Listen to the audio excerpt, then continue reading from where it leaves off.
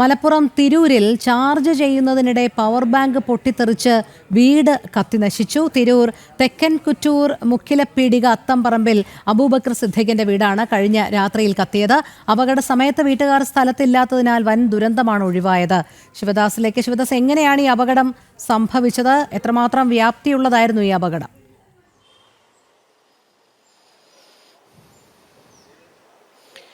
രോഹിണി, മലപ്പുറം ജില്ലയിലെ തിരൂരിന് സമീപം തെക്കൻ കുറ്റൂരിലാണ് ഇത്തരത്തിൽ ഒരു അപകടം ഉണ്ടായത്. അതായത് വീട്ടുകാർ പവർ ബാങ്ക് ചാർജ് ചെയ്യുന്നതിന് വേണ്ടി ഈ വീട്ടിൽ കുത്തിവെച്ച് അവർ പുറത്തു പോയതായിരുന്നു. രാത്രി ഏകദേശം 10:30 കൂടിയിട്ടാണ് ഇത്തരത്തിൽ ഒരു അപകടം ഉണ്ടായത്. വീട്ടുകാർ പുറത്തു പോയ സമയം ഈ പവർ ബാങ്ക് ഇവിടെ ചാർജിന് ഇട്ടിരുന്നു. ചാർജ് ചെയ്യുന്നതിന് വേണ്ടി ഇവിടെ മേശപ്പുറത്ത് കുത്തി വെച്ചിട്ടാണ് അവർ പുറത്തു പോയത്.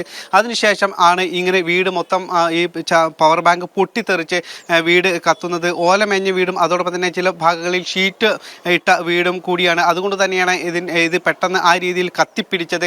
പിന്നീട് സമീപത്തുള്ള പ്രദേശവാസികളും മറ്റ് തൊട്ടപ്പുറത്തുള്ള ആളുകളും എല്ലാം തന്നെ കൂടിച്ചേർന്നാണ് കിണറിൽ നിന്നും വെള്ളം പമ്പ് ചെയ്ത് ഇതിൻ്റെ തീ അണച്ചത്. അതിനുശേഷം തിരൂരിൽ നിന്നും ഫയർഫോഴ്സ് സംഘം എത്തിയപ്പോഴേക്കും തീ നിയന്ത്രണ വിധേയമായിരുന്നു. പക്ഷേ ജനങ്ങൾ ഈ വീട്ടിലുള്ള ആളുകൾ പുറത്തു പോയത് കൊണ്ട് തന്നെ വലിയൊരു ദുരന്തം ഉണ്ടായില്ല എന്നത് വലിയ ആശ്വാസകരം തന്നെയാണ് രോഹിണി.